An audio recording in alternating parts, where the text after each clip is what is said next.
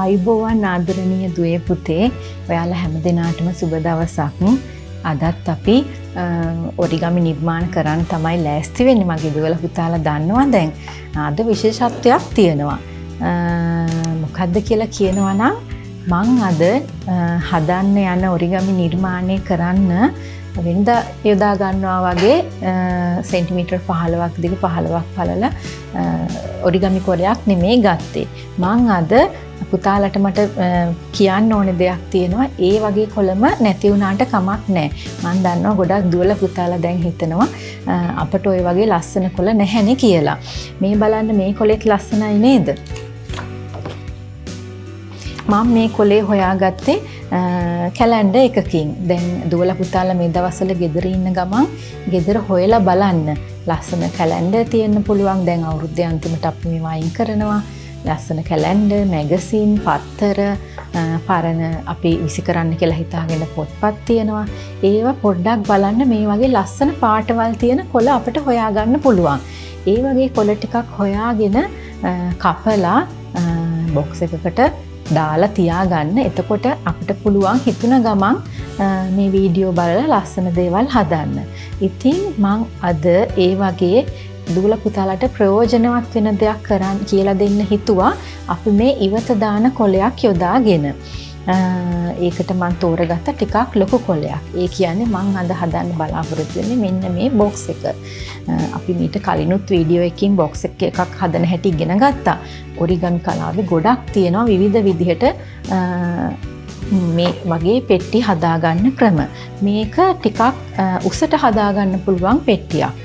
ඉතින් මම දැන් කියලා දෙන්නම් මේ වගේ පෙට්ටියක් හදාගන්නේ කොහොමද කියලා. ඇත්තම කියනවා නම් මේ පෙට්ටියට මම යොදාගෙන තියෙන කොලෙත් මම වෙළඳපොලින් මිලදීලා ගත්ත කොලයක් නෙමෙයි.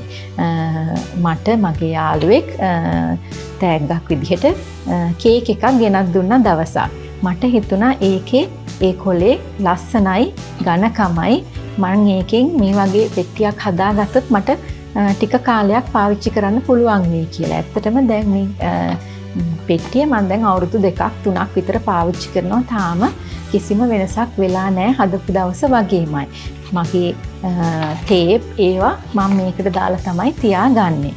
ඉතින් මගේ දුවලා පුතාලා හැම වෙලාවෙම අපිට මේ වගේ දෙයක් ඕන වුණාම කඩේකට දුවන්න එපා ප්ලාස්ටික් දේවල් ගන්න. අපි ගෙදර තියෙන දේවල් යොදාගෙන ඉවත දමන දේවල් යොදාගෙන මේ වගේ ප්‍රයෝජනයක් විදිහට අපි ඒවා යොදාගෙන වැඩ කරමු. ඉතින් මේ බලන්න මගේ ලස්සන කැලෙන්ඩර් කොලේ අපි දැන් හදමු මේ වගේ ලස්සන බොක්ස් එකක්. ඒකට අපි ඉස්සෙල්ලාම ගන්නකොට මේ කොලේ අපි මේ පාට තියෙන පැත්ත නම් අනිත් පැත්ත කොලේ උඩ අතට තියාගන්න ඕනේ මේ විදිහට. දැන් අපි කලින් විදිහට හැමදාම නිර්මාණ කරන්නේ අපි මේ කොලේ දෙකට නමලානේ. අද විශේෂත්වය තමයි දෙකට නමන්නේ නැහැ. තුනට නමන්න ඕනේ. ඉතින් අපි කොහොමද මේක තුනට නමන්නේ? ඕනනම් අපිට පුළුවන් අඩි රූලක් අරගෙන මේ කොලේ දිග මැනලා ඒක තුනට බෙදලා මේ පැත්තෙනුත් තුනට බෙදලා ඒ ඉර දිගේ නමා ගන්නත් පුළුවන්. ඒ වුණාට ඔරිගමි කලාවේ එහෙම නෙමෙයි. මේකටත් තියෙන විශේෂ නැමුම් ක්‍රමයක් ගැන කියන වචනයක්.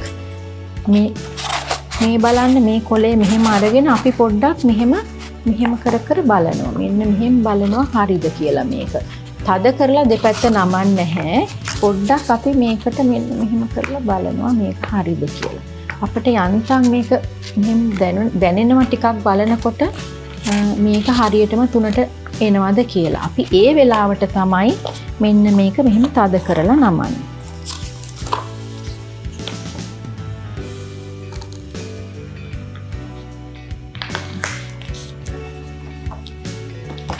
අපි එතකන් මේ කොලේ තද කරලා නමන්නේ නැහැ.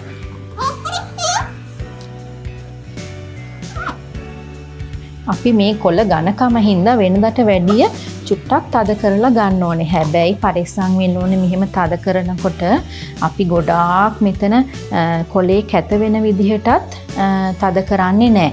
අපි නියපොත්තෙන් මෙහෙම තද කරන්නේත් නැහැ. එතකොට අපේ කොලේ ඉරෙන්න පුළුවන්, කැත වෙන්න පුළුවන්. හරි පරිස්සමෙන් නමා ගන්න ඕනේ. ඊට පස්සේ ඒක දිග ඇරලා මේ පැත්තටත් අපි මෙහෙම කරලා පොඩ්ඩක් කළා මෙහෙම බලනවා. බලලා චුට්ටක් එහාට මෙහාට කරලා මෙහෙම හරියට ගානට ආපුවම මෙහෙම චුට්ටක් තද කරලා බලලා අපි ඒක මේ විදිහට නමා ගන්නවා.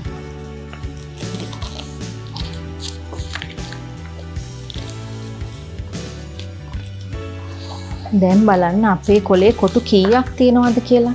වෙනදා නම් අපිට මේ වගේ කොලයක් නමා ගත්තම කොටු 16ක් තියෙනවා. අද කීයද කියන්නේ? 1 2 3යි. 3 4 9යි ගණන් කරලා බලන්න. අපි ඊට පස්සේ මේ කොලේ අපි දැන් මේක මෙහෙම නමා ගන්න මෙහෙම තමයි හැඩේ ගන්න ඕනේ. අපි බලමු කොහොමද මේ හැඩේ ගන්න කියලා. දැන් දූල පුතාලට පේනවනේ අපේ කොටු 9ක් තියෙනවා. අපි පෙට්ටියේ තද කරලා රඳව ගන්න මෙන්න මේ කොටු. කෙළවරේ තියෙන කොටු ටික තමයි දැන් නමා ගන්නෙ. අපි එහෙම නමනකොට මේක මෙහෙම කෙලින් තියලා අපි මේ ඔක්කොම ටික නමන්නේ නැහැ. මේ ඔක්කොම ටික නමන්නේ නැහැ. අපි මෙතන අපි මේ මැද දාරේ ආව තැන ඉඳලා මේ කෙළවරට විතරයි නමා ගන්නෙ. මැද දාරේ ඉඳලා මේ කෙළවරට විතරයි නමන්නේ. මේ කෙළවරට විතරයි නමන්නේ. මේ මැද නමන්නේ නැහැ. ඊට පස්සේ අනිත් මේ හතර පැත්තම ඒ විදිහට නමා ගන්න ඕන.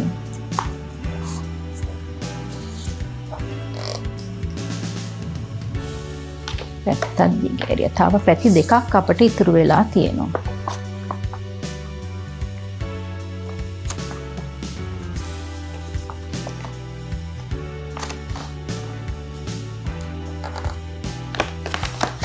අන්තිම කොටුව.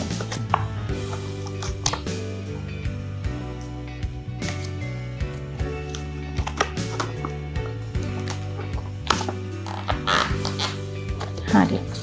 දැන් මේ පෙට්ටියේ මේක තමයි අඩියම කොටස වෙන්නේ.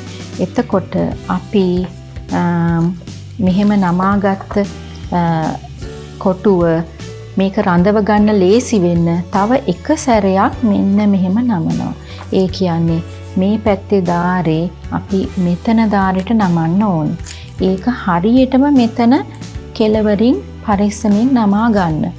මෙතන අපට නැමුම් පාරවල් කීපයක් ආවොත් අපට ඊළඟ පියවර නමා ගන්න අමාරු වෙනවා. ඒක හින්දා මෙහෙම නම්පු ගමන් එක පාට මෙතන සද කරන්නේ නැතුව මේ කලින් දෙකම එකට තියනවාද කියලා බලලා මෙතනින් අල්ලලා මෙතනින් තද කරන්න. එතකොට වෙනස් වෙන්නේ නැහැ. ඒ වගේම අපි හතර පැත්තත් එහෙම කරගන්න ඕනේ. මෙහෙම මේ කෙළවරට නමනවා. නමනකොට මං කිව්වා මෙතන මැදින් පටන් ගන්න එපා මේ කෙළවරෙම මේ කොටුව ඇතුළට යන්නත් එපා. එතකොට මේ දාරවල් ලස්සනට එන්නේ නැහැ.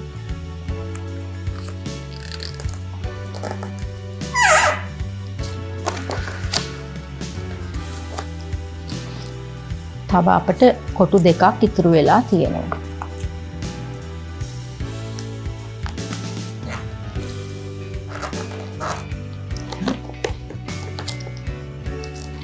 මේ කොටුව තාම නමලා ඉවර නැහැ.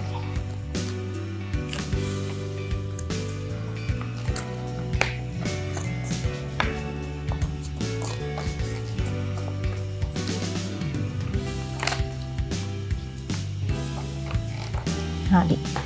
දැන් අපි මේක දිග අරිනවා. දිග ඇරලා අපි බලන්න ඕනේ මේ අන්තිම කොටුවට තමයි අපි අද මේ නමන ඔක්කොම දේවල් නමා ගන්නෙ. මේකේ මැද ඉරක් තියෙනවා. දෙපැත්තේ ඉරවල් දෙකක් තියෙනවා. එක පැත්තක යම ඔරිසෙන් තියෙනවා, එක පැත්තක තනි ඔරිසෙන් තියෙනවා. එතකොට ඔන්න දැන් මේ බොක්ස් එක අපි එකතු කරගෙන යමු. එතකොට මෙහෙම බැලුවම මැද ඉරක් තියෙනවා. අපි අර කලින් කතා කරපු ඉරි දෙක දෙපැත්තේ තියෙනවා. ඒ වගේම මේ කොටුවේ සම්පූර්ණ කොටුවේ ඉරි දෙකක් තියෙනවා. එතකොට අපි කරන්නේ මේ කොටුවේ මේ කෙළවරවල් දෙක මැද රේඛාවට මෙන්න මෙහෙම පරිස්සමෙන් නමනවා. මේ පැත්තත් අපි පොඩ්ඩක් මේ දාඩේ තද කරගත්තම මේක නමා ගන්න ලේසි. මෙන්න මෙහෙම නමනවා. ඒ වගේම මෙතනිනුත් මෙන්න හැමතිස්සෙම මේ ඊළඟ කොටුවට එන දාරේ තමයි නමන්නේ. මෙන්න මේ දාරෙන් මේ දෙකම මෙහෙම ඇතුළු පැත්තට ගන්නවා. ඇතුළු පැත්තට ගන්න ගමන් මේ දෙක එකට කරලා මෙහෙම නම්වුවම ඒක දිගාරෙන්නේ නැහැ. ලස්සනට අපිට නමා ගන්න පුළුවන්. ඊට පස්සේ මේ දෙක මෙහෙම එකට ළඟට අරගත්තම දුවලා පුතාලට පේනවා මෙතන පොඩි ත්‍රිකෝණයක් හැදෙනවා. ඒ ත්‍රිකෝණේ මේ යටම කොටසෙන් ඒක අනිත් පැත්තට මෙහෙම නමනවා. නමන ගමන් මේක මෙහෙම එක දිගට තද කරනවා. ඕන්න අපේ බොක්ස් එකේ මේ බලන්න එක පැත්තක් හැදිලා ඉවරයි. අපිට ගම් ඕනෙත් නෑ. මේක මේ විදිහට හොඳට තද වෙලා තියෙනවා. මෙහෙම හරියට නමා ගත්තම්.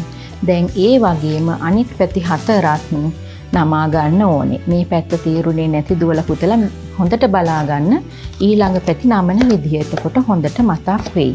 මේ දාරේ ගන්නවා මැදට, මේ දාරේ ගන්නවා මැදට. ඒකට උදව් වෙනවා මේ පැත්තේ තියෙන දාර දෙක. මෙහෙම ගත්තා. අපි ඕනනම් මෙතනින් පොඩ්ඩක් නමාගෙන ඉමු මේ පළවෙනි එක නමපු ගමන්. එතකොට තවත් ලේසි වෙයි. ළඟට මේ මෙතන තියෙන දාරේ ඇතුල් පැත්තට තමයි නමන්නේ. මේ නමන ගමන් අපි මෙතනින් තද කරගෙන ඉමු. එතකොට මෙතනින් දිග ඇරෙන්නේ නැහැ. පස්සේ මෙහෙම කරා මෙතන තියෙන ත්‍රිකෝණේ මෙහෙම අනිත් පැත්තට නමලා අපි ඒක තද කරා.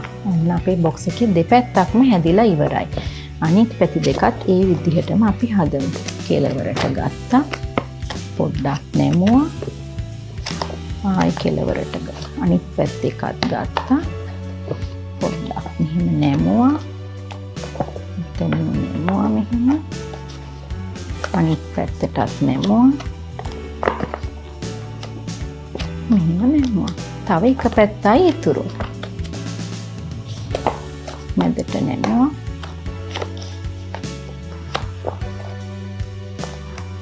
මැදට නැමුවා. මේ පැත්තත් නැමුවා.